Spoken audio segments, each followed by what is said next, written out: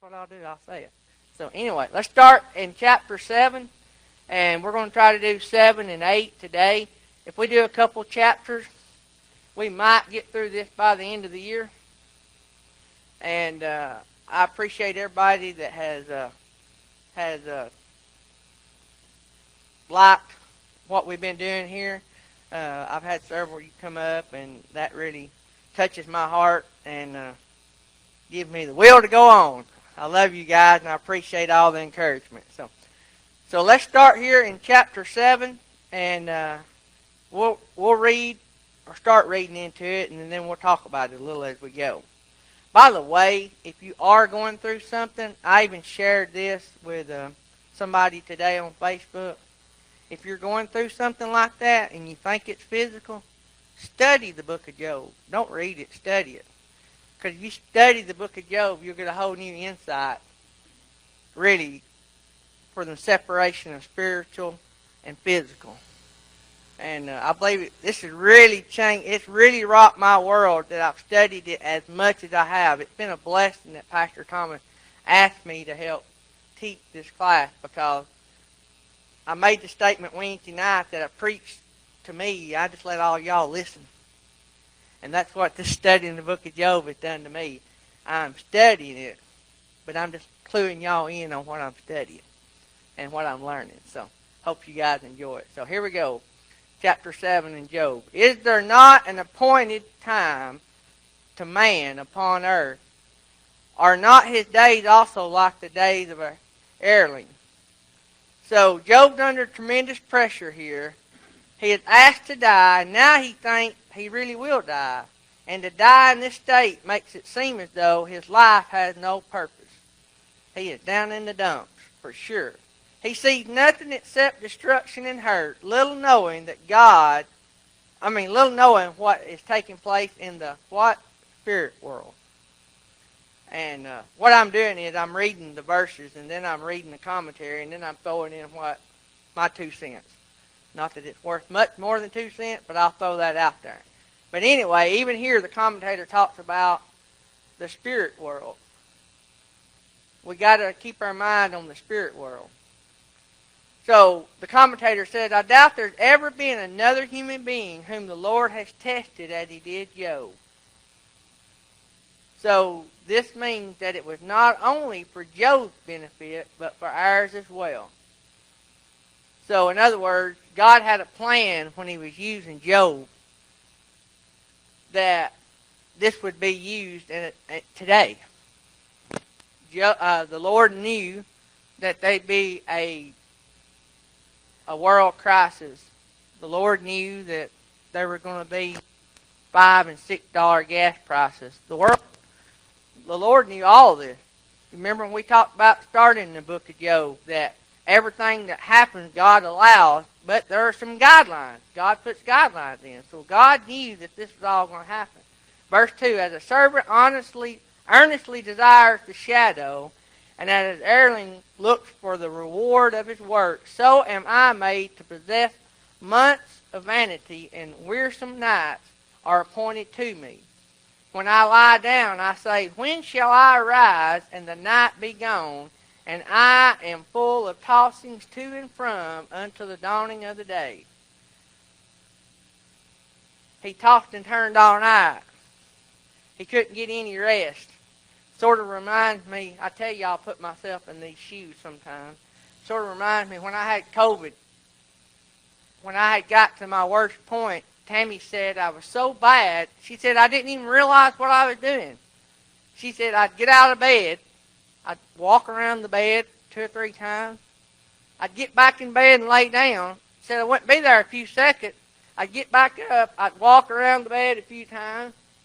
Get back in bed. She said I'd do that all night.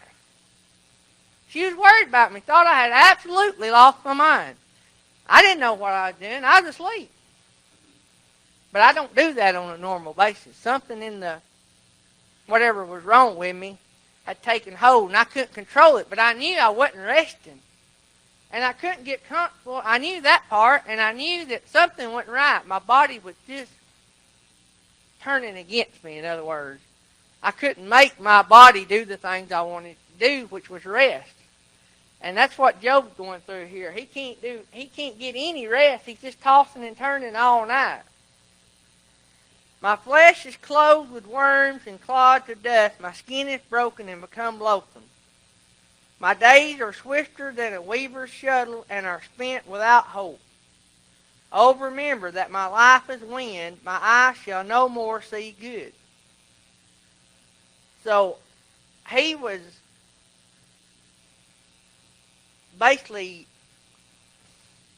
he was down in his life. And he was really wrong to do that. But the Lord's going to show right here, or going to show here in the future, that no matter how bad the situation might be, if we just hang on to the Lord, spiritual, right? Hang on to the Lord, that he can change anything. He can change any situation.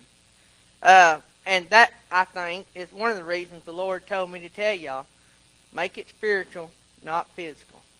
The eye of him who has seen me shall see me no more. Your eyes are upon me, and I am not. As the cloud is consumed and vanishes away, so he that goes down to the grave shall come up no more. He shall return no more to his house, neither shall his place know him any more. So he is thinking that basically he's just going to go away, and he's not going to have all these things, and all he could see at this point is this doom and gloom. The 14 months me and Tammy was shut down, we held our faith, sort of like Job is hanging on to his faith. Me and Tammy held our faith. We're just saying, and we tell each other all the time, Lord got us this far. This ain't our first rodeo, we'd say. We've been here, done that. We didn't realize how big a battle we were in. But we held on. Sometimes we were holding on crying and a little nervous and a little anxious. We had done all the things. I say we, Tammy's the money person in our house. She had done all the things you're supposed to do. We had an emergency fund. We had all this. And all we could think about was all the germaphobes that's going to be created in the world, and nobody's going to want to rent an inflatable for their kids to play on. That's all we could think about. We could think about, what are we going to do if we can't do parties? What are we going to do? How are we going to make a living? And on top of that, how are we going to be able to fund all of these mission projects? Dirt Road Missions, we got projects. We got things we do. How? Even though we were hanging on to the Lord, we were pulling the Job thing here. All we could see was bad. We wasn't saying, oh, I trust in the Lord. It's going to be great. He's going to multiply it. I'm reading a book right now. They said if you want something, set your goal at 10 of them. They're big thinkers.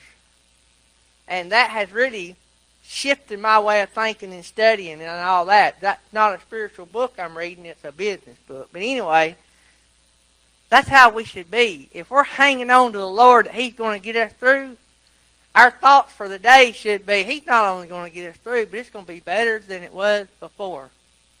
Me and Tammy actually prayed to be out of the business. We did. I told y'all. We didn't know he'd shut the world down to get us out, but he did. But anyway, what I was going to say is, here we were shut down 14 months, and all we could think about is bad. I'm going to give you a little hint to the rest of our story so you can stay motivated till we get to Job's good ending. But our ending turned out really good.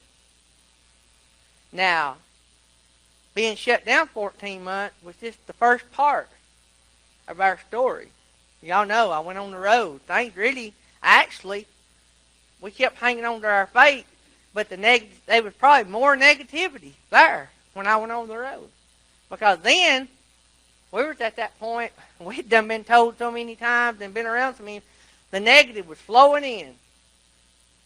We were sort of walking with Job at this point. We weren't sick and hadn't lost our family, but I was even beginning to doubt myself. What I'd done wrong, I told y'all. But then, that's what I'm going to tell you. Coming out on the other side,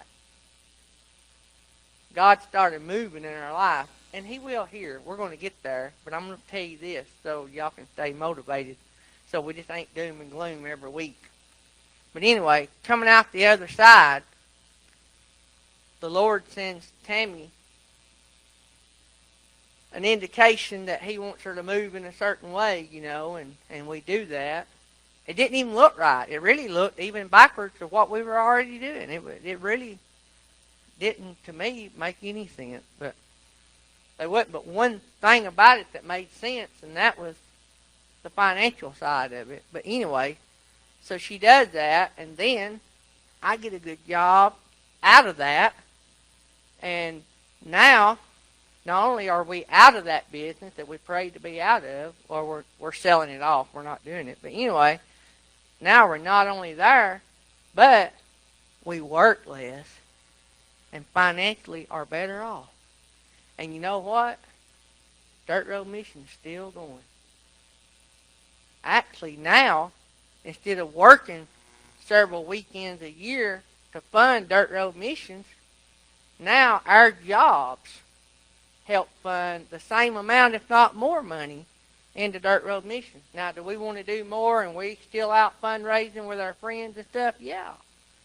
But as far as the part that me and Tammy and our family contribute, there's probably going to be more at the end of every year than we had, and we're going to have to do nothing except work our jobs now to see it come in. So there is a light at the end of the tunnel, and the commentator here talks about that Job just can't see the light. And I'm going to tie that into what I said earlier. If you're going through something, somewhere down the line, the Lord's going to show you the light. It's going to change. The Lord can change it. And it may not be in your situation. It may come on down the road. With me and Tammy, it came down the road nearly 2 years. It took 2 years. It may not come down tomorrow. But through it, He'll send you little bitty bits and pieces you can hang on to. Let's go to verse 11. Therefore I will not refrain my mouth. I will speak in the anguish of my spirit. Job's talking to the Lord here. I will complain in the bitterness of my soul. Basically, what Job's saying, what difference does it make what I say? He is, the commentator says here, perhaps this is the trying point for all Christians. Lacking understanding, because why? We're on a need-to-know basis, and right now, Job don't know. We're on a need-to-know basis.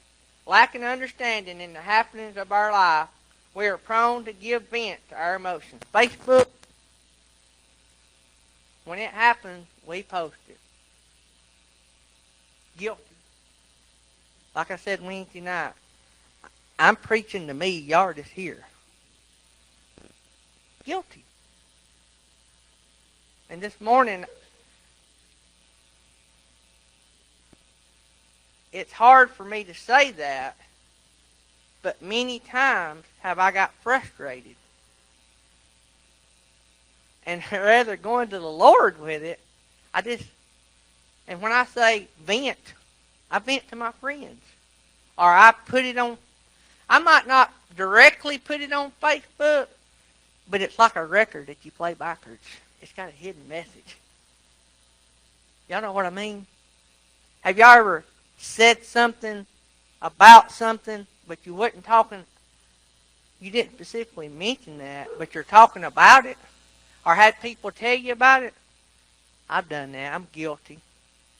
And that's what they're talking about right here. Job is venting. Tammy will tell me all the time, if you'll just pray about that and let it go. Me and Tammy had a situation a few years ago with one of her business. She's got a side business there, and we were done wrong by these people. And we just totally broke off business relationships with them because it was habit. It was not just one-time thing. It was over and over. And anyway, and I so wanted to tell the world what happened because it affected so many people. But I just had, and it was hard. It's hard for this guy to hold back because I want to be truthful. And if I ever say anything, it's the truth, but it might not should come out. Goes back to that love thing. There's a lot of pastors in this community that I envy. That I look up to, not envy, that I look up to. And I never understood them until lately when I've dove deeper and deeper. When I was going to say a while ago that me and Tammy's a lot better off, I failed to mention something. Not only are we financially better off and work less, I don't know if y'all noticed or not, but in the last 2 weeks, my days may be off by a few days. I've taught Sunday school twice. I preached one Wednesday night, and I preached a funeral. Y'all don't get that. I get it. That was my calling, and I never was able to make time. The Lord made time. I was not able to make time to do those things. But the Lord made it happen. But anyway, going back to the venting. Let's take it to the Lord. Let's go to verse 12. Am I a sea or a whale that you set a watch over me? When I say, my bed shall comfort me, my couch shall ease my pain, then you scare me with dreams and terrify me through visions. The commentator says here, along with the terrible afflictions of his body and the loss of all his material goods, Satan, no doubt, terrified Job with demonic dreams and visions. Job thought it was God dealing with him. In effect, the Lord was allowing Satan to use this method, so Job's terrible predicament was not only the loss of his possessions and physical health, but also the terror of his soul. Agree with that. The Lord was allowing Satan to mess with Job's mind, basically. And Job was just so confused and tormented. Not only was he physically being tormented, now he was mentally being tormented. That, to me, is the worst. Sort of like me pacing the floors around the bed. You know, Tammy was just distraught. She thought I was going to die. And she talked about how I would say things, just speak off my head, and it would just be crazy stuff. And Kenny Carr called me one day. He tells me this later. Kenny Carr is a good friend of mine. Y'all know him. Pastors up in Kentucky. He's preached here before. Anyway, he said, I called you. I knew immediately something was wrong.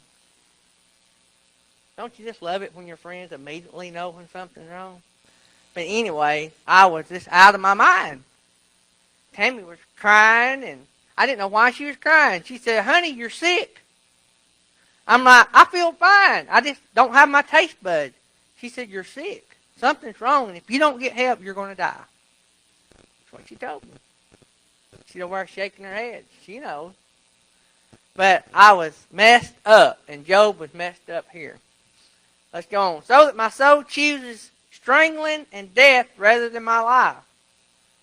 He's saying I'm reduced to nothing. My life is vanity. I loathe it. I would not live always. I loathe it. I would not live always. Let me alone, for my days are vanity. Fortunately, the Lord will not let us alone, and thank God he won't.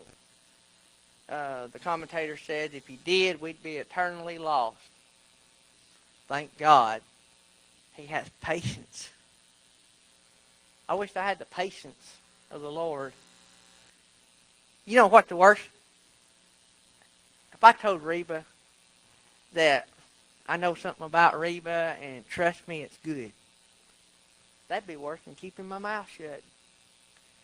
It'd be better off if I didn't tell Reba that I know something good was going to happen, because since I can't tell her something good's going to happen, she's going to go nuts trying to figure out what it is.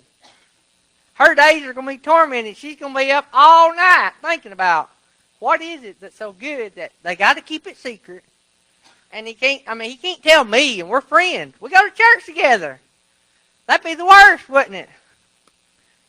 Anyway, can't tell him. What is it?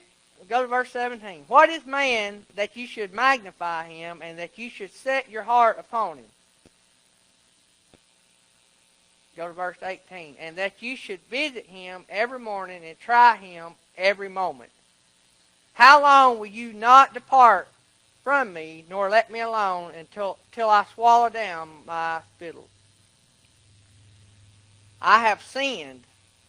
What shall I do unto you, O you preserver? They've got in parentheses here, observer of men. Why have you set me as a mark against you, so that I am a burden to myself? In other words, he's still in this doom or gloom mode here. And why do you not pardon my transgression and take away my iniquity? For now shall I sleep in the dust, and you shall seek me in the morning, but I shall not be. Commentator wrote here, whatever the problem in Job's mind, it is now too late. However, let the reader understand that with God, at least as long as there is breath, it is never too late. Job has basically give up. He's asking God to. I just ain't got nothing left.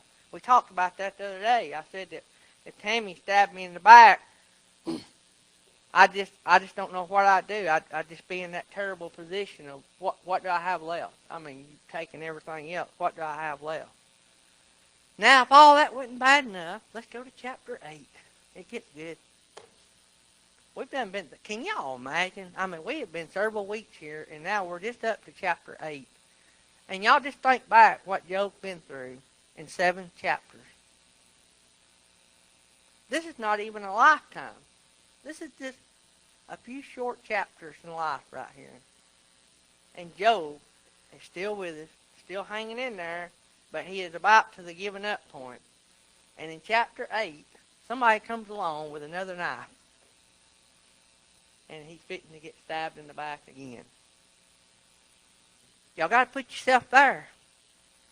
How many people have ever been stabbed in the back? Not literally, but spiritually speaking. I've been stabbed in the back. That's bad. But if it happens twice with the same group of people, that's a pretty tough pill to swallow, I guess. Let's go into Bildad, or Bildad. I said Bildad. Bildad. That's how I pronounce it. You can pronounce it however you want. The Shiite. Then answered Bildad the Shiite and said, how long will you speak these things, and how long shall the words of your mouth be like a strong wind? This was not very encouraging to Job. Not at all. So his friend's basically saying that you're just full of hot air. I've been accused of that before. Ricky Carroll even said that a time or two. Don't know. He didn't hear me say that. I was just kidding. Does God pervert judgment, or does the Almighty pervert justice? Well, Eliphaz and Bildad is basically claiming that they know it all right here. They're trying to assert their authority and their, holy roller mentality here. You know what I'm saying? They're supposed to be the guys here. And so between them two, they're just piling on. If your children have sinned against them and he has cast them away for their transgression, if you would seek unto God, basically ask for mercy, and make your supplication to the Almighty. If you were pure and upright, surely now he would await for you and make the habitation of your righteousness prosperous.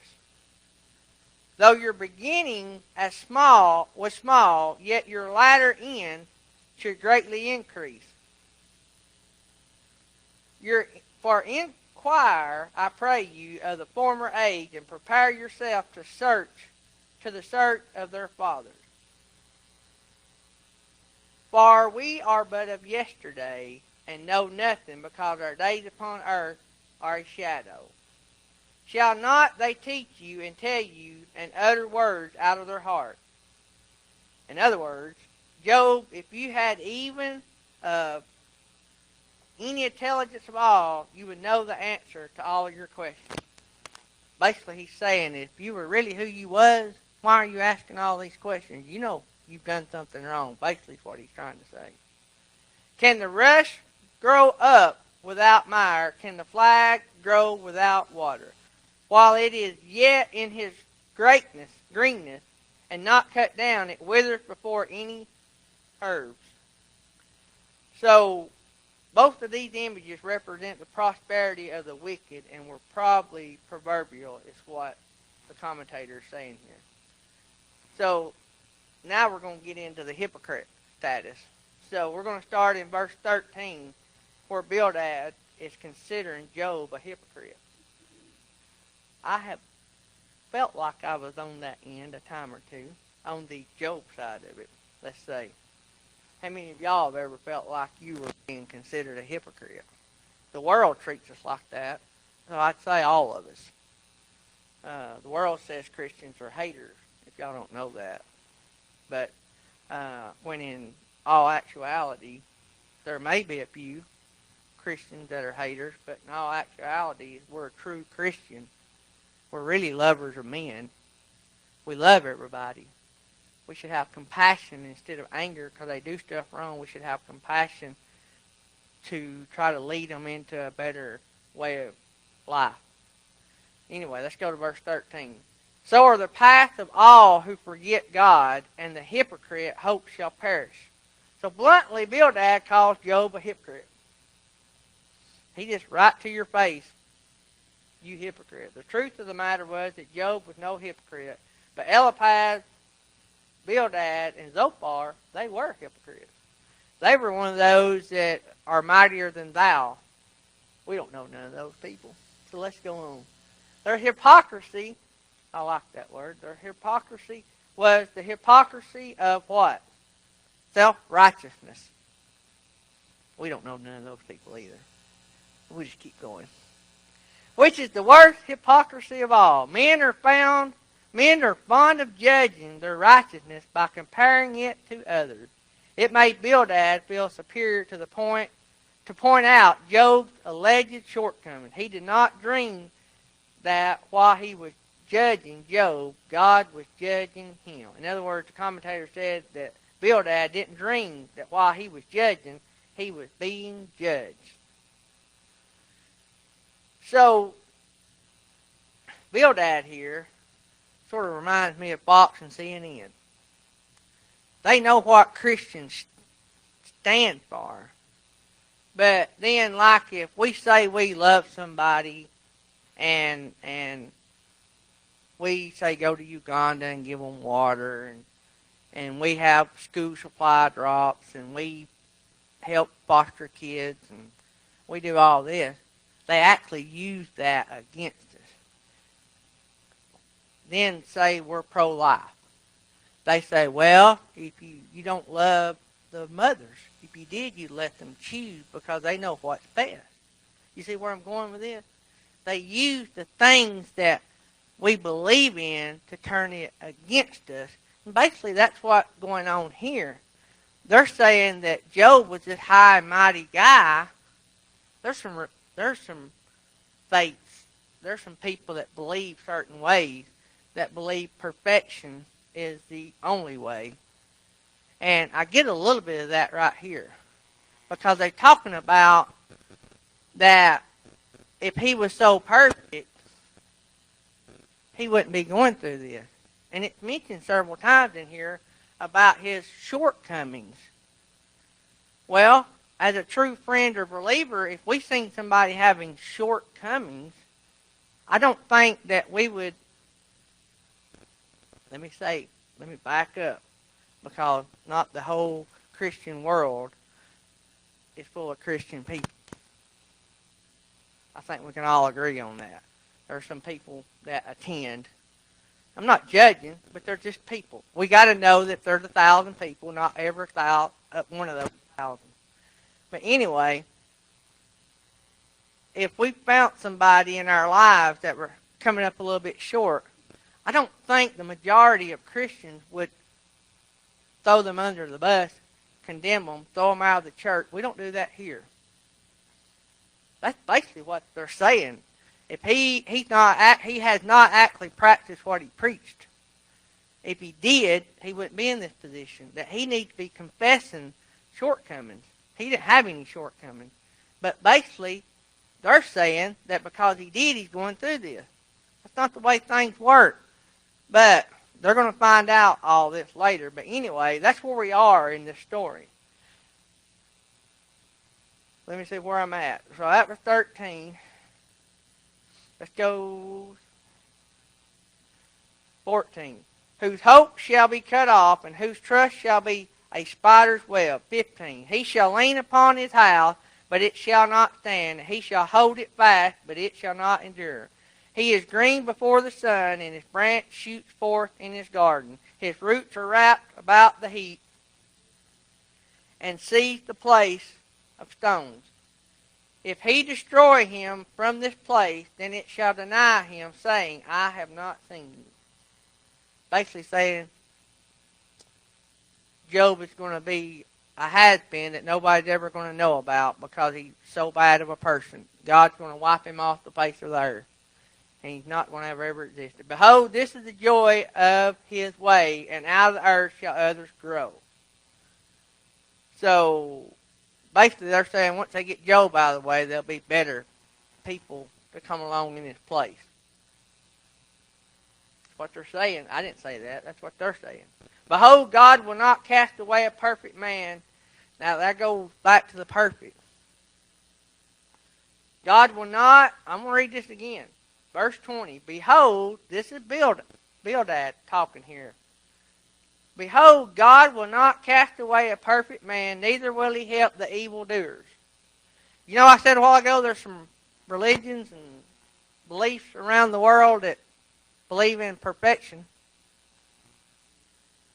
I wonder sometimes if that ain't where some of this comes from. But we know, for one, that Job hadn't done nothing wrong. God's just allowing this because Job was so perfect.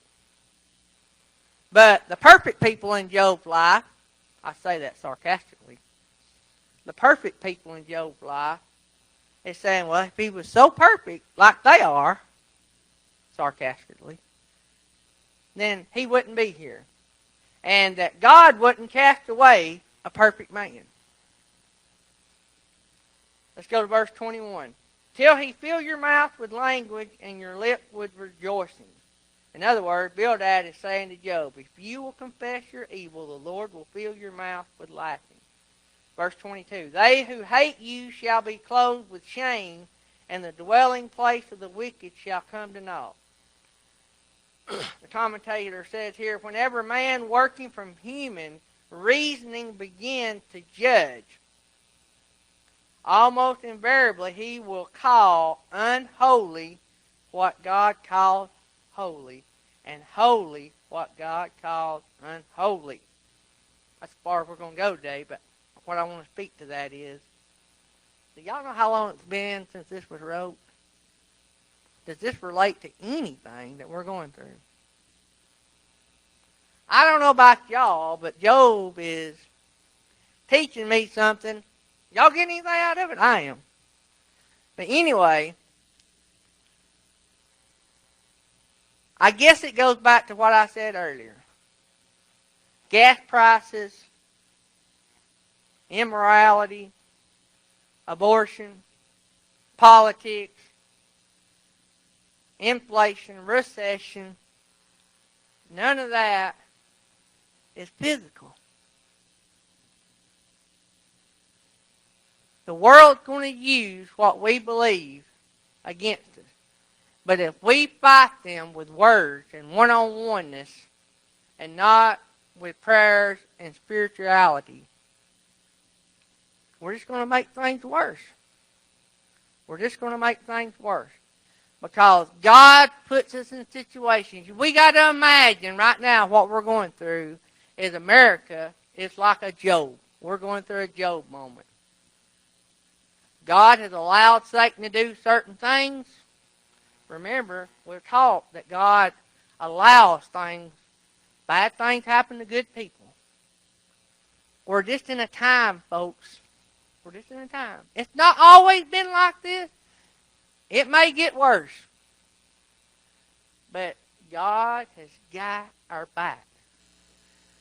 What we face on a daily basis is between us and the Lord. If we keep this right and keep this right, like it talks about in Mark, our battles that we win are going to be greater. We're not going to win the battle. We are not. God is going to win the battle. And we've got to accept that. We don't allow our kids, when they're little, to fight battles. We fight them. We handle them. That's the way God works. I believe that was something that needed to be repeated because I believe, me included, I'm teaching the meat 2 days in a row. One day I preached to me, today I'm teaching me. But I believe we get caught up in the static and we let what they think tell us how to live, and we let them draw us into the fight like a kid on the playground. We know we should have walked away and just started praying. I love you guys. Hope you guys have a great day. Happy Father's Day. Thanks to everybody that